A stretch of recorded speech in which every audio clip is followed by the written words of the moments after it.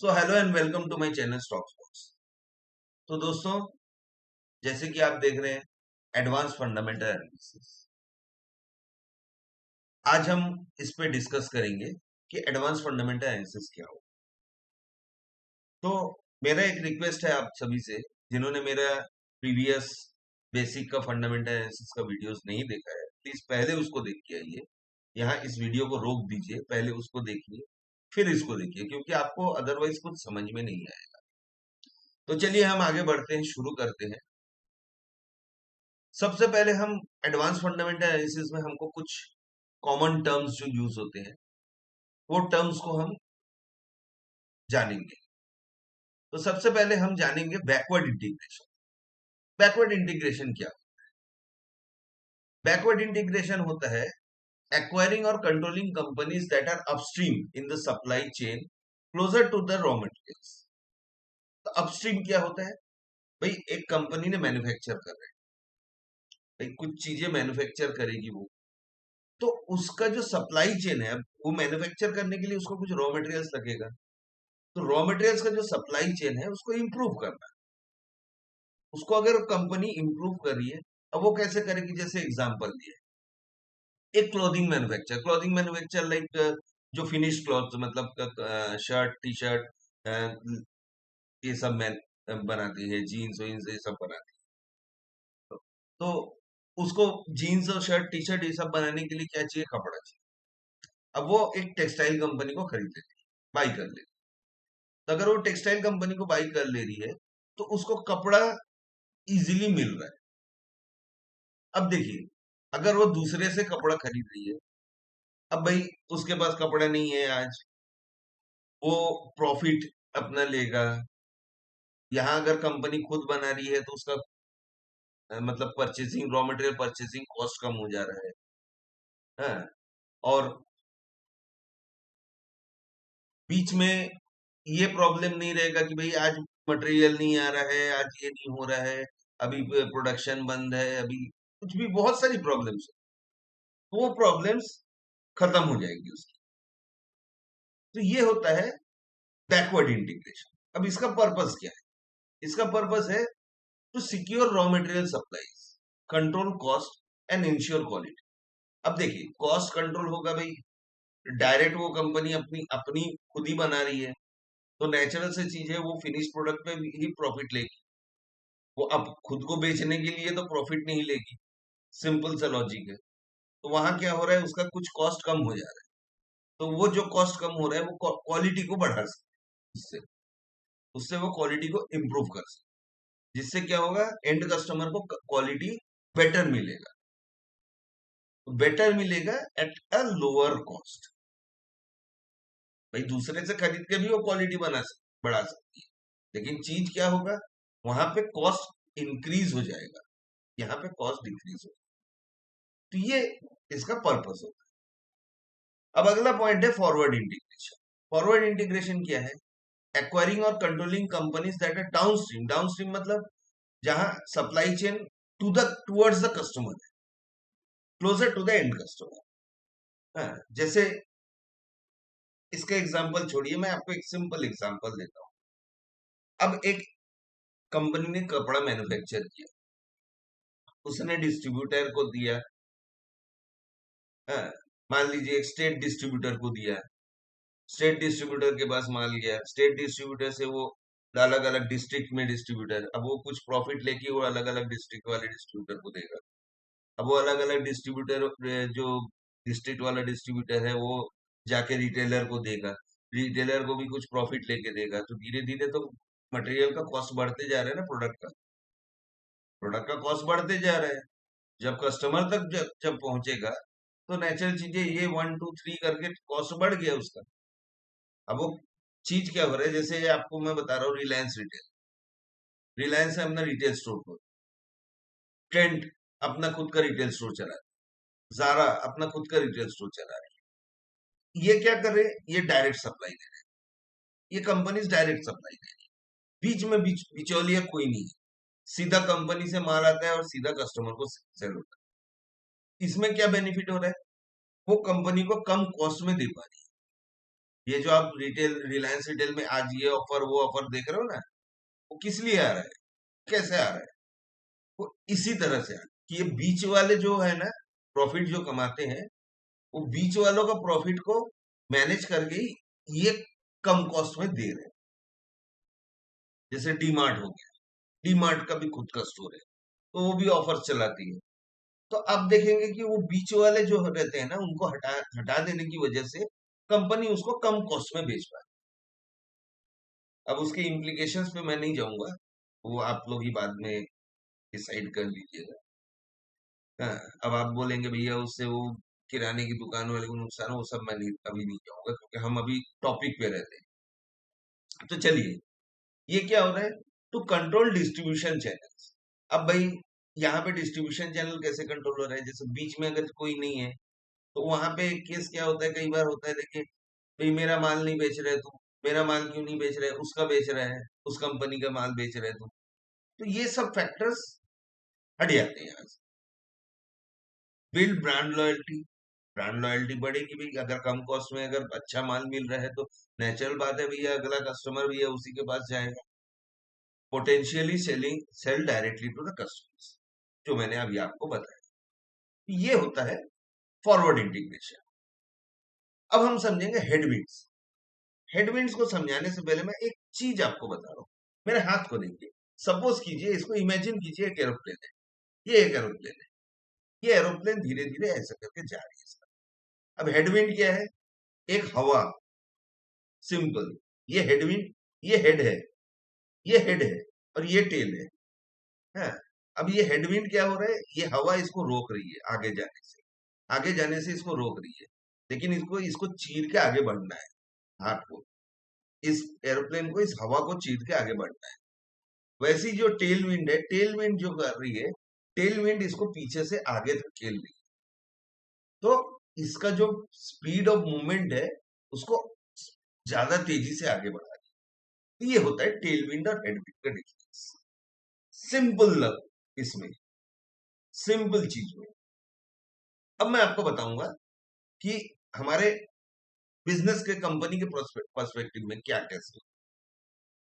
In business, headwind refers to negative factors or conditions that impede a company's progress, hindering its growth and profitability. They are opposite of tailwinds, which are positive factors that propel a company forward. Simple, जो मैंने आपको चीज बताया वही चीज है। जो company का कुछ नेगेटिव कंडीशंस है, अब भाई नेगेटिव कंडीशंस कैसे होते हैं, कुछ बिजनेस पॉलिसी आ गया, हाँ भाई, कुछ कंपनीज जैसे एग्रीकल्चरल कंपनीज हो गई, तो एग्रीकल्चरल कंपनीज भाई क्या, सूखा पड़ गया, एक फसल नहीं होगा, तो उसको नुकसान हो रहा है। तो ऐसी चीजें उसके ग्रोथ को हिंडर करती है, उसके ग्रोथ को रोकती है। तो ये होता है headwinds. Headwinds can lead to slower revenue, reduce profits and even decline in market. अब प्रॉफिट ग्रोथ कम होगा तो फिर मार्केट शेयर भी कम हो जाएगा। भाई अगर कोई कंपनी एक जगह से माल खरीद रही है, जैसे इकोनॉमिक, कई बार इकोनॉमिक सप्रेशन आ जाता है, डिप्रेशन हो जा रहा है, हाँ, इन्फ्लेशन की वजह से, बहुत सारी रीजन है, बहुत सारे। अब अगर एनालिसिस करेंगे, आप सोचेंगे ना थोड़ी देर, आपको 1000 रीजन मिल जाएंगे जो कंपनी के हेडविंड्स बनते हैं। तो बिजनेस को ये सब हेडविंड्स को, business need to be aware of potential headwinds and adopt their strategies to navigate this challenge, adjusting their business model, tactics और मार्केटिंग एफर्ट्स। अब ये हेडविंड्स को, बिजनेस को एनालाइज कर कि भाई सामने फ्यूचर में ये हो सकता है।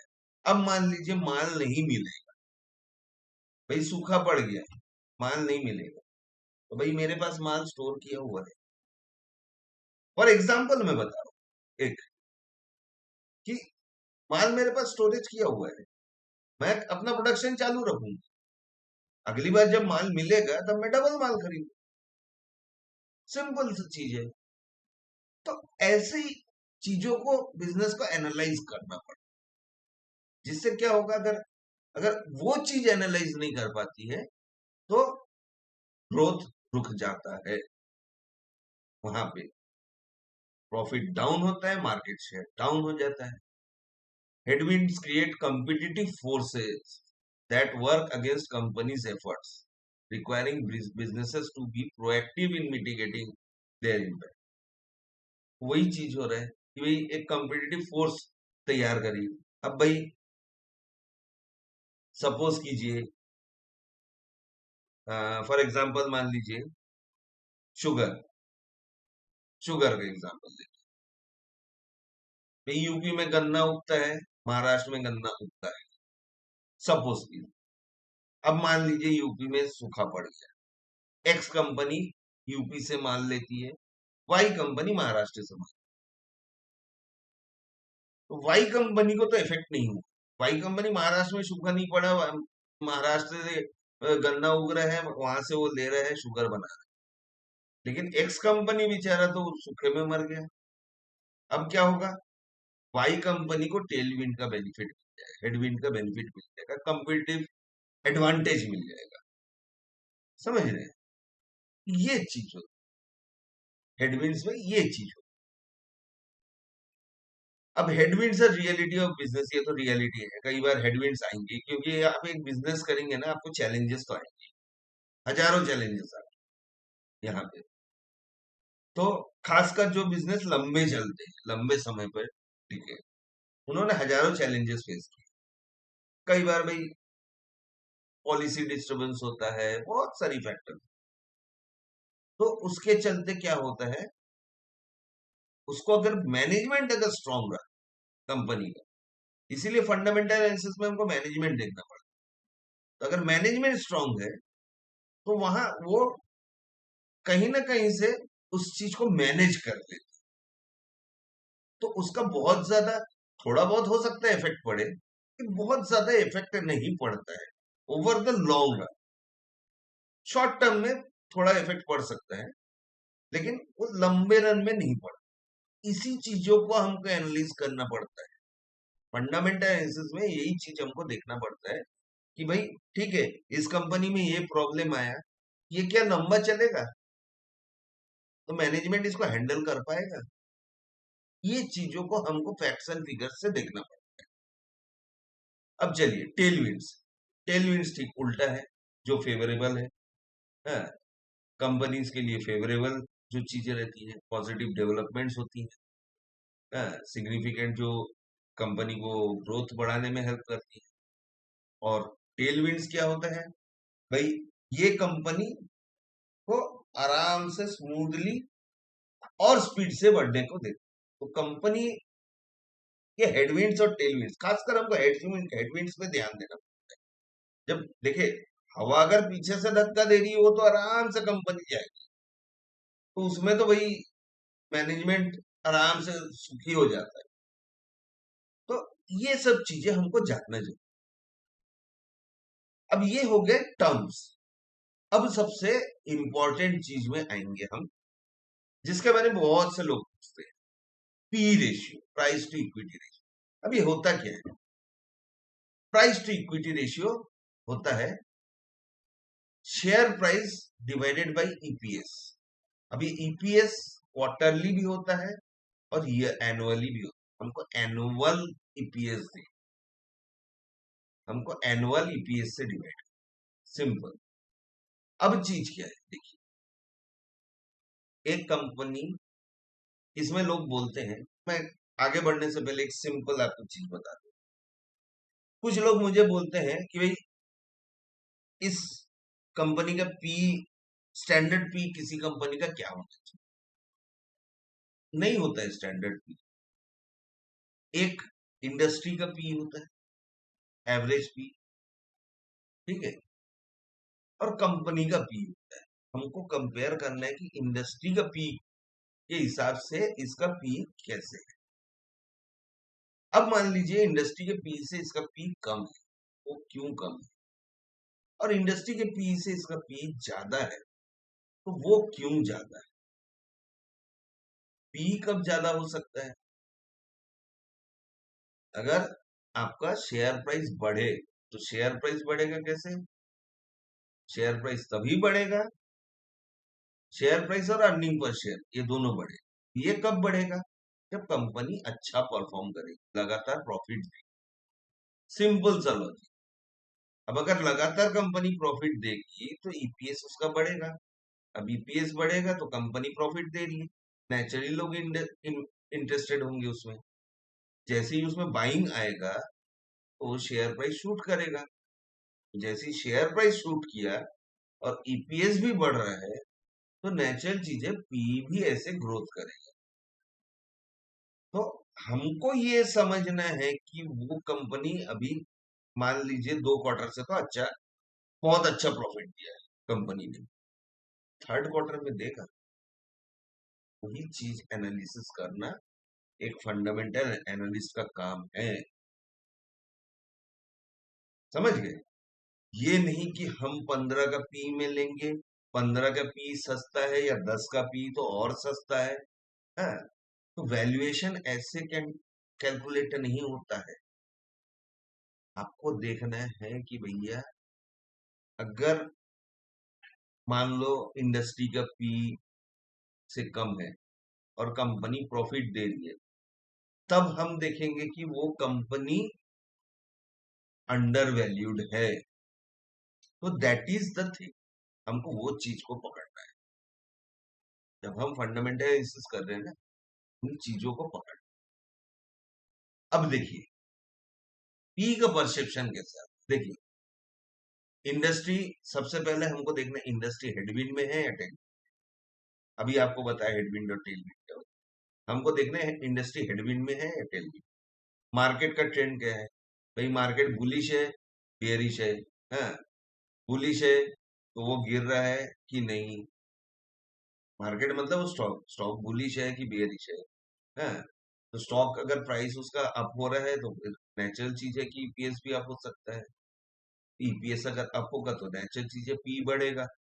पी जैसे ही बढ़ेगा तो मार्केट का प्राइस शूट होगा। सिंपल चीज है। मैं आपको दिखाऊंगा अभी स्क्रीनर में, सब कुछ दिखाऊंगा कैसे क्या होता है, कैलकुलेट करके भी दिखाऊंगा, चिंता मत कीजिए। इंटरेस्ट रेट, मार्केट में जो इंटरेस्ट रेट घटता है बढ़ता है, कई चीजों में इंटरेस्ट रेट भी फर्क पड़ता है, जैसे स्पेशली फॉर बैंक्स। जैसे ये आरबीआई ने इंटरेस्ट रेट कट किया, इसमें बैंक्स को फर्क पड़ता है, फाइनेंशियल सेक्टर को फर्क पड़ता है, बहुत सारी चीजें। लिक्विडिटी सेक्टर में लिक्विडिटी कितना लिक्विडिटी है, पॉलिटिकल स्टेबिलिटी कितना है कंट्री, मार्केट शेयर क्या है कंपनी, भाई कंपनी कितना मार्केट शेयर कैप्चर करके रहा। जैसे भारतीय एयरटेल ने मैक्सिमम, टेलीकॉम में मैक्सिमम मार्केट शेयर कैप्चर करके रहा। तो ये सब चीजें बढ़ाती है उसका परसेप्शन पी का। अब हम कैसे इस पी को समझ सकते हैं? देखिए, एक बिजनेस कितना सिक्लिकल होता है। सिक्लिकल मतलब क्या होता है? सिक्लिकल मतलब क्या? सिंपल सा चीज, सिक्लिकल स्टॉक्स वो स्टॉक्स होते हैं जो एक कंट्री की इकोनॉमी के साथ चलते हैं। मतलब इकोनॉमी अच्छा तो स्टॉक अच्छा, इकोनॉमी खराब तो स्टॉक, कंपनी खराब, तो वो स्टॉक सिक्लिकल। और नॉन सिक्लिकल क्या होता है? वो स्टॉक्स होते हैं जो, जब कम इकोनॉमी खराब होती है तो ज्यादा अच्छा परफॉर्म करता है। जैसे नॉन सिक्लिकल का एक एग्जांपल आपको बता, अभी कोविड आया था लेकिन एफएमसीजी को फर्क नहीं पड़ा। क्यों? भाई आप खाना तो खाओगे, अब मंजन तो करोगे, आप शेविंग तो करोगे, तो वो सब चीजें तो आप लोगे, तो उनको ज्यादा फर्क नहीं पड़ता, इसीलिए वो नॉन सिक्लिकल है। लेकिन फर्क किसको पड़ा? बैंक्स को पड़ गया। हाँ, भाई बैंक बंद है, बिजनेस ही नहीं हो रहा है, ना लोन दे पा रहा है, ना उसके पास डिपॉजिट आ रहा है, ना कुछ, बैंक बंद है, क्या करेगा बैंक? बिजनेस कैसे करेगा? हाँ, मेटल सेक्टर, भाई कंपनी, भाई इंडिया पूरा लॉकडाउन में है, कहाँ से ग्रो करेगा? कंपनी चलेगी तब तो ग्रो करेगा, कुछ बेचेगा तब तो ग्रो करेगा। ये सब सेक्टर हो जाते हैं सिक्लिकल। अब अगला फैक्टर है कि कंपनी कंसिस्टेंट है या वोलेटाइल। मतलब कंसिस्टेंट मतलब क्या? स्लो एंड स्टडी ग्रोथ दे रही है, या फिर ऐसा है कि भाई कभी एकदम अचानक से ग्रोथ देना चालू, एकदम अचानक से नीचे, तो वैसा नहीं है जी। हमारा कंसिस्टेंट कंपनी पकड़। ट्रिगर फॉर अर्निंग्स, अर्निंग का कोई ट्रिगर है, शॉर्ट टर्म का कुछ ट्रिगर है, लॉन्ग टर्म का कुछ ट्रिगर है। हमको ये देखना पड़ेगा कि भाई जो कंपनी जो अर्निंग्स मतलब कमा रही है, जो कंपनी कमाने वाली है, शॉर्ट टर्म में कमा सकती है या लॉन्ग टर्म में, ये सब चीजें देखना पड़ेगा। Margins of business and the cycle, भाई जो कंपनी में मार्जिन इनपुट किया जाता है, मतलब कैपिटल इन्फ्यूज किया जाता है, वो कितने साइकिल्स में चल रही है। हाँ, फिर बिजनेस का ग्रोथ रेट कितना है, कैसा है, भाई वो लगातार ग्रो कर रही है या कभी कभी डाउन भी हो जाती है। इंडस्ट्री के रेगुलेशंस हमको देखने पड़ेंगे भाई, वहाँ कोई गवर्नमेंट से नया नियम तो नहीं है आगे इंडस्ट्री का जो कंपनी को हिट कर सकता है। ये सब चीजें हमको पी के लिए देखना पड़ता है। ये मार्केट में पी कैसे बढ़ेगा या कम होगा, ये सब फैक्टर्स हमको एनालाइज करना पड़ेगा। देखिए, स्क्रीनर में चार चीजें देख लेना कोई फंडामेंटल एनालिसिस नहीं होता है। एक कंपनी को एनालाइज करने के लिए बहुत सारी चीजें समझना पड़ता है। हाँ, अब देखिए, ट्रिगर्स ऑफ अर्निंग ग्रोथ, एक अर्निंग ग्रोथ की ट्रिगर्स क्या, जो हमने यहाँ पे बोले ना ट्रिगर्स ऑफ अर्निंग, ये जो ट्रिगर्स ऑफ अर्निंग बोला ना हमने, अब ये ट्रिगर्स क्या है, देखिए क्या क्या ट्रिगर्स हो सकते हैं। मार्जिन एक्सपेंशन, हाँ, अगर भाई कोई मार्जिन एक्सपेंशन मतलब कैपिटल कुछ एक्सपेंशन कहीं से, भाई एक और पार्टनर आ गया, वो कैपिटल लगाने को तैयार है, तो भाई नेचुरल चीजें भी है, वो कैपिटल लगाएगा तो कहीं ना कहीं एक्सपेंशन होगा, वो एक मार्जिन एक्सपेंशन। इंडस्ट्री का साइकिल, हाँ, इंडस्ट्री किस साइकिल में चल रहा है, वो चीजें हमको समझना पड़ेगा, मतलब वो ग्रोथ साइकिल है कि डाउन साइकिल है, किस टाइप का साइकिल है, वो चीजें। फिर ऑपरेटिंग लेवरेज, ऑपरेटिंग लेवरेज को अभी नेक्स्ट कवर करूंगा मैं किसी आज की वीडियो में, तो ऑपरेटिंग लेवरेज के बारे में अभी नहीं बता रहा हूँ, अभी बता दूंगा नेक्स्ट वीडियो इसमें, ये पी को कंप्लीट करके बता। कैपेक्स, कैपेक्स सबसे इंपॉर्टेंट चीज है, अगर कोई कंपनी ने कुछ कैपेक्स किया है, कोई एक्सपेंशन कर रहा है, कुछ कर रहा है, तो वो उसके लिए बहुत इंपॉर्टेंट हो जाएगा कि अगर वो कैपेक्स कंप्लीट होता है तो नेचुरल चीज है, उसका प्रोडक्शन बढ़ जाएगा। प्रोडक्ट मिक्स इम्प्रूवमेंट, अगर प्रोडक्ट मिक्स क्या होता है, अगर कोई नया प्रोडक्ट आया सब उसका, हाँ, उन्होंने प्रोडक्ट बढ़ाया है, कुछ कोई नया प्रोडक्ट और लॉन्च किया है, तो भाई वो प्रोडक्ट कैसा चलेगा, वो चीजें अर्निंग को इम्प्रूव करती है। मान लीजिए कई बार क्या होता है, कई लोगों को नया टेस्ट पसंद है, कोई नया बिस्किट कंपनी है सपोज, कोई अच्छा नया बिस्किट ले आई, लोगों को दिखा रहे, वाह ये बिस्किट तो बढ़िया है, लोग हाथों हाथ खरीदना चालू हो गए, तो नेचुरल बात है उसका अर्निंग बढ़ गया उस प्रोडक्ट से। हाँ, भले दूसरे प्रोडक्ट से हम चल रहे हैं, लेकिन हो सकता है एक दो थोड़ा सा नीचे भी हो जाए, लेकिन ये हॉट केक की तरह सेल होने लग गया, तो नेचुरल है ग्रोथ बढ़ जाएगा उसका, अर्निंग ग्रोथ बढ़ जाएगा। इंडस्ट्री का ग्रोथ रेट कैसा है, ज्योग्राफिकल एक्सपेंशन, मतलब मान लो आप आज एक कंपनी इंडिया में बिजनेस कर रही है, कल जाके फिर वो यूएई में चली गई, हाँ, इंडिया में तो कर ही रही है, उन्होंने देखा यूएई में स्कोप है, कहीं से उनको अपॉर्चुनिटी मिला, उन्होंने यूएई में एक और प्लांट खोल दिया, तो यूएई को कैप्चर, ज्योग्राफिकल एक्सपेंशन कर दिया। कंपनी एक्विजिशंस टू ग्रो, भाई कभी कभी कुछ बिजनेसेस क्या करती है कि दूसरी छोटी कंपनीज को एक्वायर कर देती है, हाँ, वो जब इसके साथ मिल गई तो कंपनी, नेचुरल बात है वो ग्रो कर जाएगी, उसका भी प्रोडक्शन इसमें जुड़ेगा, कॉस्ट। हाँ, तो ये सब चीजें होती है ट्रिगर्स। अब एक पी हमको कैसे बेवकूफ बना सकते, जो सबसे इंपॉर्टेंट चीज है इस चीज का, कि हम कैसे बेवकूफ बनते हैं। कई बार बोलते हैं भैया अरे हाई पी है, ये तो ओवर वैल्यूड है, नहीं लेना, लेकिन देख रहे हो आप बाद में वो स्टॉक भागे पड़ा हुआ है। आप तो हाई पी छोड़ के नहीं लेना भैया इसको, बहुत महंगा है, वो भाग रहा है, क्यों भाग रहा है। अब कई बार आप देखते हो ये इसका पी तो बड़ा कम है यार, 5 का पी है, ले लो इसको, जैसे ही आप लिए फिर भी स्टॉक गिर रहा है, गिरे पड़ा है, क्यों भाई, मैंने तो कम पी में लिया था, फिर क्यों गिर रहा है। तो ये हमको कैसे बेवकूफ बनाता है, इन चीजों को हमको समझ।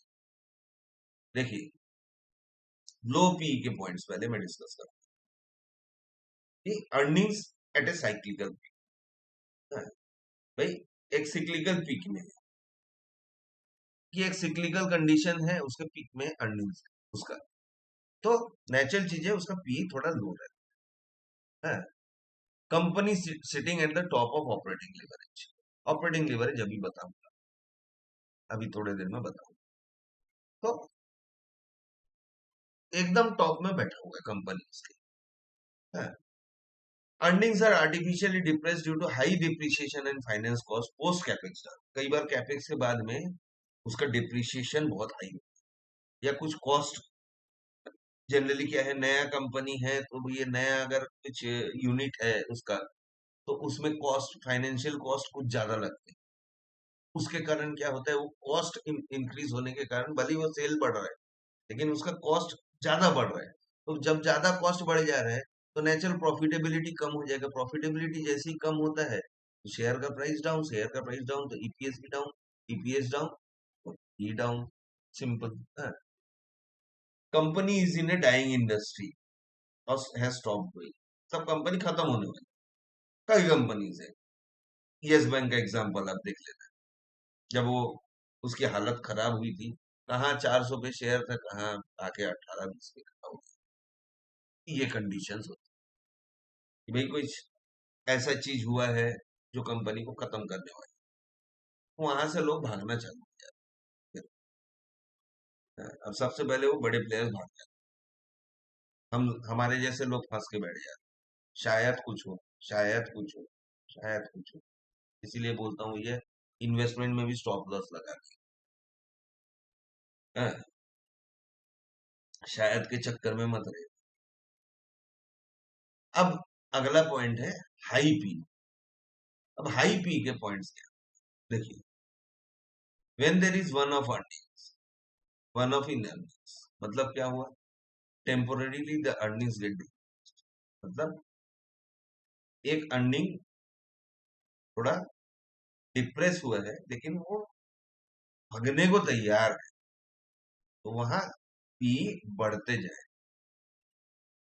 It is a cyclical stock which goes into losses when earnings get destroyed। High P में आप यहां फंसते हो। अच्छा सॉरी, ये लो पी में क्या हो रहा है, मैं थोड़ा सा ये कर रहा हूँ। हाई पी में आप यहां फंसते हो कि कंपनी बढ़ तो गया पी, लेकिन उसका धीरे धीरे इसका खत्म होने को तैयार है, अर्निंग डिप्रेस्ड हो गया, तो आपने हाई पी देख के ले लिया, फंस गए। सिक्लिकल स्टॉक है जो लॉसेस में जाने शुरू हो गए जब अर्निंग डिस्ट्रॉय होना चालू हो गया। अब अर्निंग डिस्ट्रॉय हुआ, लॉसेस में जाना चालू हो गया कंपनी, पी नेचुरली गिरना चालू हो गया, प्राइस गिरना चालू हो गया। Margin go through massive pain period due to cyclicality. अब जो सिक्लिकलिटी मैंने आपको बताया था, तो उसके कारण बहुत मार्जिन कैपिटल घुसाना पड़ रहा है, जिससे क्या हो रहा है कि कॉस्ट इंक्रीज हो रहा है उसका, और वो कॉस्ट इंक्रीज के कारण प्रॉफिटेबिलिटी कम हो जा रही है। प्रॉफिटेबिलिटी जैसे ही कम, नेचुरल, देखिए ये पूरी तरह से लिंक है प्रॉफिटेबिलिटी, सब चीज। प्रॉफिटेबिलिटी कम हुआ कंपनी का, लोगों का भरोसा उठा, मार्केट गिरा, ईपीएस गिरा, मार्केट गिरा, P down. One of cost in earnings which won't repeat. है, एक बार अर्निंग मान लो कभी कर लिया उसने, किसी किसी वजह से, किसी कुछ ट्रिगर उसको मिल गया था, लेकिन वो उसको रिपीट नहीं कर पाएगा। है, तो ये होता है इसका फर्क। अब होता है, अब चलिए हम देखते हैं ऑपरेटिंग लीवरेज क्या, जो अभी आपको मैंने बोला। Operating leverage measures how revenue growth translates into growth in operating income. It is a measure of leverage and of how risky or volatile a company's operating income is। Company एक operation कर रही है, मतलब operation मतलब क्या, काम कर रही है, कुछ मैन्युफैक्चर कर रही है, कुछ कर रही है। हाँ, तो उसका जो रेवेन्यू का ग्रोथ है, ये इसको ऐसे भी समझते हैं कि operating leverage is the measure of companies fixed cost compare to its total cost. अब कंपनी का एक फिक्स्ड कॉस्ट रहता है, जैसे रेंट हो गया कंपनी का, हाँ, या आपका मान लो कुछ कंपनी का, जैसे आपका फिक्स्ड एसेट्स पे टैक्सेस लगते हैं, जैसे वो जो कंपनी का फैक्ट्री है, फैक्ट्री का टैक्स लग रहा है, वो सब फिक्स्ड रहता है, हाँ, कुछ कुछ चीजें फिक्स्ड हो जाती है, प्रॉपर्टी टैक्स हो गया जैसे, ये सब चीजें फिक्स्ड है इसकी। तो अब फिक्स कॉस्ट के कंपैरिजन में टोटल कॉस्ट कितना, वो हो गया ऑपरेटिंग लीवरेज। टोटल जो कॉस्ट है फिक्स्ड और वेरिएबल कॉस्ट है। अब वेरिएबल कॉस्ट जो होता है, फिक्स कॉस्ट तो फिक्स रहा, कि वेरिएबल कॉस्ट ऊपर नीचे, इसीलिए ऑपरेटिंग लीवरेज ऊपर नीचे। जैसे फॉर एग्जांपल, जैसे रेंट और प्रॉपर्टी टैक्स मैंने बोला कि आपका फिक्स रहता है, हाँ, क्योंकि हर एक पीरियड में उसको देना ही पड़ेगा। तो कितना भी प्रोडक्शन कर ले, कितना भी भले कम करे चाहे ज्यादा करे, उसको उतना तो देना ही है, वो फिक्स्ड कॉस्ट है। लेकिन जैसे सेल्स कमीशन हो गया, हाँ, ये सब चीजें, ये सब वेरिएबल, तो ये दोनों का वेरिएबल इसका होता है, इसका जो एनालिसिस होता है, इसका जो डिफरेंस अमाउंट होता है, ये ऑपरेटिंग लीवरेज कहा जाता है, हाँ, तो इसको हम ऑपरेटिंग लीवरेज। अब एक हाई ऑपरेटिंग लीवरेज अगर हुआ तो क्या मतलब है भाई, या तो उसका फिक्स्ड कॉस्ट ज्यादा है, हाँ, भाई उसका फिक्स्ड कॉस्ट ज्यादा है। जैसे एक एयरलाइन कंपनी का, उनका बहुत ज्यादा फिक्स्ड कॉस्ट रहता है, एम्प्लॉय भी बहुत एम्प्लॉयज लगते हैं, फ्लाइट अटेंडेंट, पायलट, तो ग्राउंड स्टाफ, तो ये स्टाफ, कोई वो सिग्नल देने वाला, वो भाई कोई उसका टॉयलेट साफ करने वाला, सफाई, हाउस कीपिंग स्टाफ, बहुत सारे स्टाफ लगते हैं, हाँ। उसके बाद भाई उसका एक एयरक्राफ्ट, इतना बड़े बड़े एयरक्राफ्ट उसको मेंटेन करना, भाई ऊपर उड़ गया अगर कुछ हो गया तो सब मेंटेनेंस करना पड़ता है, चेक करना पड़ता है, तो उसके फिक्स्ड कॉस्ट बहुत ज्यादा होते हैं, एयरप्लेन मेंटेनेंस और एम्प्लॉय सैलरीज के हिसाब से उसके ज्यादा हो जाते हैं। तो ये हो गया एक हाई ऑपरेटिंग लेवरेज का एग्जाम्पल। अब कंपनी का लो ऑपरेटिंग लेवरेज, जब फिक्स कॉस्ट रिलेटिवली लो होता है, जैसे एक रेस्टोरेंट, रेस्टोरेंट का फिक्स कॉस्ट कितना है, क्या है भाई, एक रेंट दिया और कुछ जो दो चार वेटर और मैनेजर वगैरह है उसके रखा। अब वो इंग्रेडिएंट क्या करेगा, जितना उसका सेल होगा उसके हिसाब से वो इंग्रेडिएंट आएगा ना, सब्जी तरकारी मसाले, तो जितने सेल होगा उसका उस हिसाब से लाएगा, हाँ, जब अगर प्रोडक्शन उसका हाई है और रेस्टोरेंट अगर फुल जा रहा है तो वो ज्यादा इंग्रेडिएंट लगेगा। लेकिन अगर कभी स्लो डाउन चल रहा है, कुछ चल रहा है, वो कॉस्ट उसका कम लगेगा, नेचुरल चीज है। ये होता है ऑपरेटिंग लेवरेज का बेटा, हाँ। अब देखिए क्या क्या सिग्नल मिलता है ऑपरेटिंग लेवरेज का। ऑपरेटिंग लेवरेज देखिए, मार्जिन एक्सपेंडिंग होता है, एक्सपेंड हो रहा है, कई बार हमको ये सिग्नल मिलता है कि मार्जिन एक्सपेंड होता है। जैसे अगर हम मान लो मार्जिन एक्सपेंड हो रहा है तो ऑपरेटिंग लेवरेज बढ़ रहा है, तो हम ये देख सकते हैं कि भाई मार्जिन एक्सपेंड तो नहीं हो रहा है, वो भी एक फैक्टर है। अब देखिए asset turnover improve, asset turnover क्या होता है, अगर कंपनी 1 रुपए का एसेट में इन्वेस्ट कर रही है, तो वो एसेट हमको कितने का सेल दे, that is called asset turn. तो एसेट टर्नओवर इंप्रूव हो रहा है, इंप्रूव होना कंपनी के लिए अच्छी बात है। भाई हम 1 रुपए में अगर 100 रुपए निकाल रहे हैं, वो अच्छी बात है ना, कि अगर 1 रुपए में 10 रुपए निकाल रहे हैं तो वो अच्छी बात है। तो वो इंप्रूव होना वो कंपनी के लिए अच्छी बात है।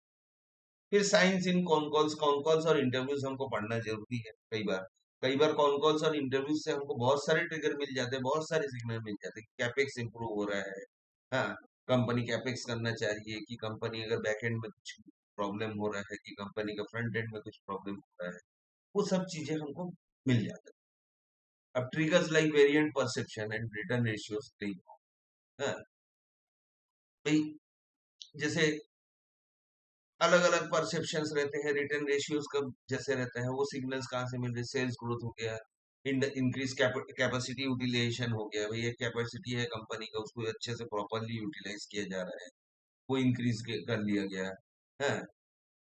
Growth is sales is much higher than expenses, भाई अगर सेल्स का ग्रोथ बहुत ज्यादा, एक्सपेंस से बहुत ज्यादा है, तो नेचुरल चीजें वो ट्रिगर करती है। कुछ न्यू फ्रंट एंड पे कुछ अगर कैपेक्स हुआ या कैपेक्स नया आया जिसका फ्रूट्स बैक एंड में हमको मिल रहा है, तो वो चीजें हमको भी बेनिफिट कर रही है कंपनी, मतलब हमको मतलब कंपनी को, एसेट टर्नओवर इम्प्रूव है, हायर हायर मार्जिन प्रोडक्ट्स, भाई मार्जिन मार्जिन जब बढ़ जाता है तो प्रॉफिटेबिलिटी नेचुरल चीजें बढ़ जाती हैं। ये अगर कंपेटिव प्राइस में आप दे रहे हो, आप कम मार्जिन पे माल खरीद के ज्यादा मार्जिन पे बेच रहे हो, तो वो नेचुरल चीज है, आपका प्रॉफिटेबिलिटी को इंक्रीज कर रहा है। Lower cost due to backward integration, हाँ, ये भी एक फैक्टर हो गया।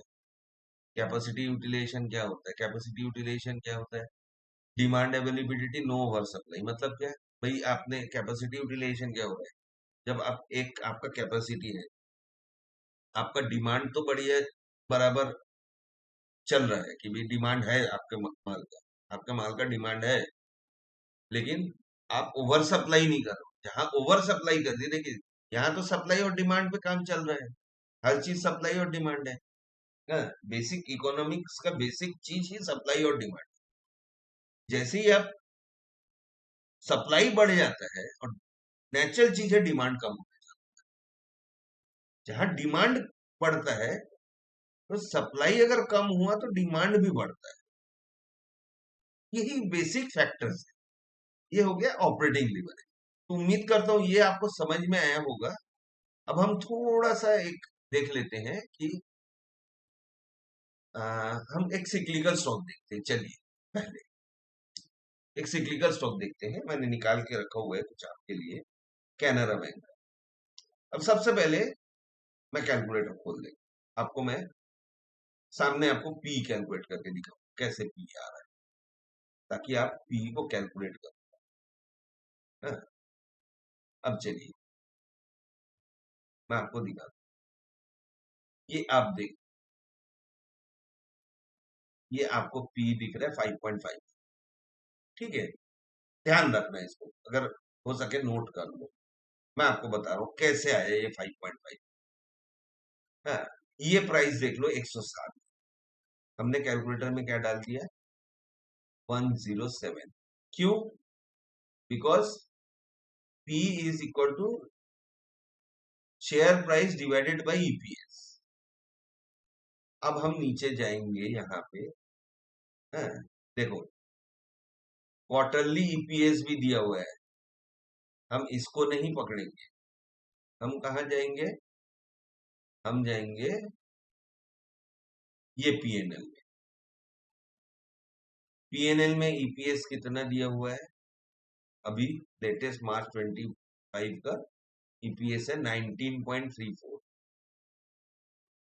हम कर देंगे डिवाइडेड बाय 19.34, 5.53, ठीक है, 5.53, हमने कितना देखा 5.5, ये राउंड अबाउट कर दिया इसे, 5.5325, इसको राउंड अबाउट कर, तो ये होता है ईपीएस का कैलकुलेशन।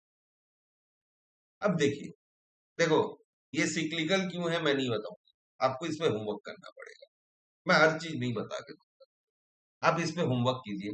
मैंने आपको सिक्लिकल समझा दिया, जरूरत पड़े तो दोबारा देखिए, बस मैं आपको एक छोटा सा चीज दी है। अब देखिए, यहाँ पे देखिए, ये जो छोटे डॉटेड लाइन आप देख रहे हैं ना, ये हो गया मीडियन, ये मीडियन इसका। अब हम देखेंगे मैक्स में चले जाते, इसको मैक्स करें। अब देखिए, मैं आपको दिखाता हूँ एक चीज, ये हम देख लेते हैं यहां से 21 अगस्त, देखिए ये आपको 21 दिख रहा है आपको, 21 अगस्त 09, 2009, 21 अगस्त, यहां से इसका पी बढ़ना चालू। अब हम इसको प्राइस में चेक करते हैं। मैं आपको दिखा प्राइस। अब हमको देखना है 21 अगस्त 2009। 21 अगस्त 2009 देखिए, यहाँ आया, कंसोलिडेट किया मार्केट, यहाँ से सीधा प्राइस शो। तो मैं आपको क्या बताना चाह रहा हूं इससे, कि एक मीडियन पी होता है। अब हमको कभी भी अगर आपको सिंपल भी एनालिसिस करना है ना, देखना पड़ेगा कि मीडियन पी के ऊपर है कि नीचे। अब वो मीडियन पी से अगर ऊपर से नीचे आ रहा है और सीधा ऊपर जाने की कोशिश कर रहा है, जब भी मीडियन पी को क्रॉस करेगा, ये देखिए, हाँ, इसने यहाँ पे क्रॉस, धीरे से जब मीडियन पी को जब नीचे आके कंसोलिडेट करके, जो हम टेक्निकल एनालिसिस में देखते हैं एक कंसोलिडेशन के बाद में, तो यहाँ भी वही चीज होता है। अब देखिए, एक और देखते हैं एग्जाम, डिक्सन डिक, पी 117, हाँ, पी 117 से क्या हो गया, हाँ, पी 117 क्या हो गया, हमको, हम क्या देखेंगे, हम यहाँ पे देखेंगे इंडस्ट्री पी 32.3। तो भाई भैया तो बहुत महंगा है, हाँ, 32.3 बहुत महंगा है। तो हमको इसमें एनालिसिस आगे चल के करना पड़ेगा कि क्यों महंगा है। ये अगले पार्ट्स में हम समझेंगे, जब हम बैलेंस शीट, पीएनएल, ये सब को एनालाइज करेंगे। तो ऐसी ही चीजें होती है। अब देखिए, ये हेडविंड के स्टॉक, जो हेडविंड के वजह से गिर गया है। अभी रिसेंट न्यूज में भी था ये, वारी एनर्जीज, कहां से देखिए कहां गिर रहा है, हाँ, ये कहां पे था, इसको अगर हम देखें, मैक्स कर ले,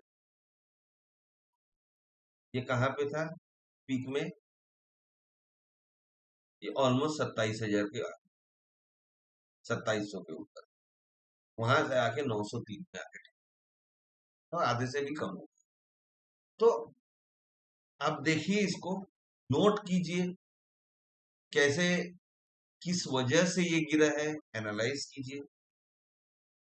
नहीं समझ में आता है, मैं आगे चल के भी आपको जब हम बैलेंस शीट, पीएनएल, ये सब चीजें हम धीरे धीरे एनालाइज करेंगे एक करके। अभी अगर पूरा बताऊंगा तो वीडियो बहुत लंबा हो जाएगा। तो देखिए, ये भी एक टेलविंड का है। तो ऐसे ही हम ये चीजों को एनालाइज करते हैं। तो ठीक है दोस्तों, इसी के साथ आज का वीडियो मैं एंड कर रहा हूँ। उम्मीद करता हूँ आपको समझ में आया होगा। हाँ, आगे इसको और कंटिन्यू करेंगे, अगर आपका लाइक्स आया तो, और बेटर वीडियोस में लेके आऊंगा। तो थैंक यू।